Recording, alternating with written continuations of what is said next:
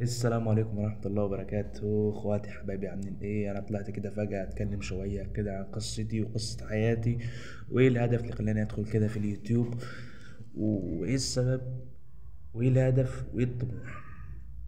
اخواتي حبايبي معاكم عبد الله السيد. انا داخل اليوتيوب دوت كهدف، كطموح واحد لا فقط. مش داخل ولا عشان خاطر فلوس، ولا عشان خاطر لايكات، ولا عشان خاطر اشتراكات، ولا عشان اي مصالح. انا واحد من الناس حبا في الحاجات دي بعملها. مش داخل عشان ان انا مثلا اقول لك هعمل فيديوهات وهجيب فلوس، لا لا لا، فيش الكلام ده. انا بيني وبينكم داخل كحبا في الحاجة دي. مثلا انا لو قفلت القناة ديت وما نزلتش فيديوهات، قاعد كده لوحدي، بحس نفسي ان انا مخنوق. طالبة معايا فيديو، طالبة معايا فيديو هنا، متجري في مثلا فيديو.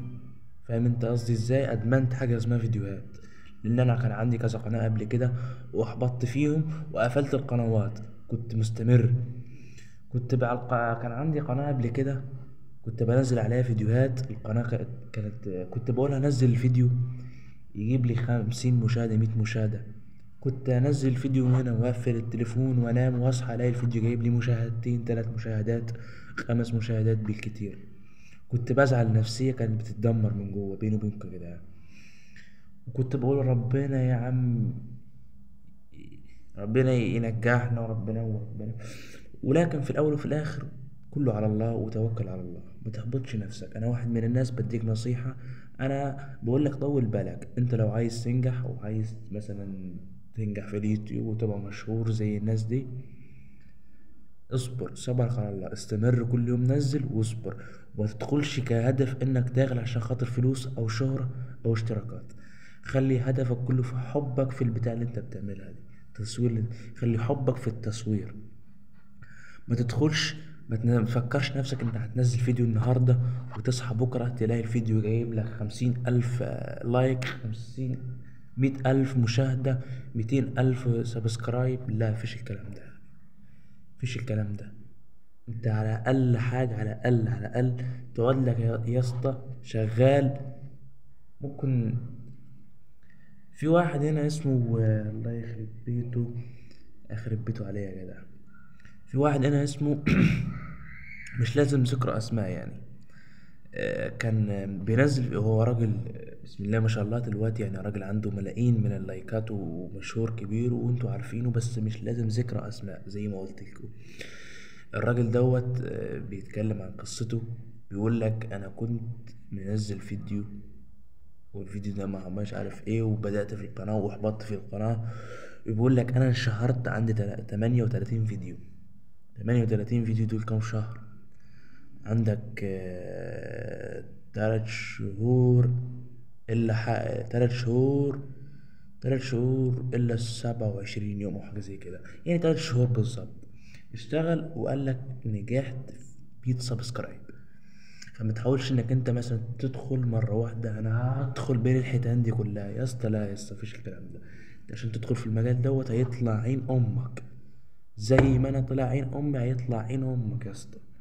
فما تحاولش انك انت يا اسطى تنجح في اول يوم او في اول فيديو، مفيش الكلام ده يا اسطى.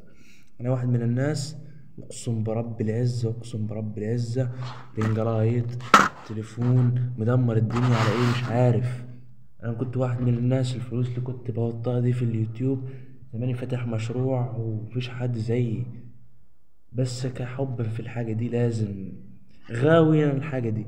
زي مثلا واحد بيقول لك انا غاوي حمام، انا غاوي غية حمام، انا غاوي بقى يوتيوب فيديوهات، احب انا ايه الكلام دوت. فيا ريت يا جدعان تكون المعلومة وصلت، وانا حبيت ان اقول لكم ادعمونا. احنا طالعين ابونا، محدش عارف حاجة، احنا بنتعب عشان نخليكم انتوا مبسوطين وانتوا بتشتمونا. انا منزل فيديو، اول فيديو ليا على القناة، خش شوف الكومنتات. واحد بيقول لي كده، لا ايه يا اسطى، انت كده يا اسطى بتحبطني. لا، اديني كومنت حافز ان انا اكمل في المجال دوت يا اسطى. وبعدين انت مش عاجبك الفيديو، في غيرك عاجبه الفيديو، مش عاوز تتفرج عليه، اعمل لي حظر يا اسطى، امسحني من عندك خالص. لكن ما تقوليش كده لا. دي حاجه ما تلزمكش يا اسطى. في غيرك عاوزني وعاوز يتفرج على فيديوهاتي، لكن انت ما يلزمنيش اصلا رايك ده ما يلزمنيش. رايك ده اقول لك ايه يا عم؟ لا حول ولا قوه الا بالله العلي العظيم. يا ريت يا جدعان تكون المعلومه وصلت. ما تنسوش يا جدعان تعملوا سبسكرايب في القناه، تشتركوا في القناه. والسلام عليكم ورحمه الله وبركاته.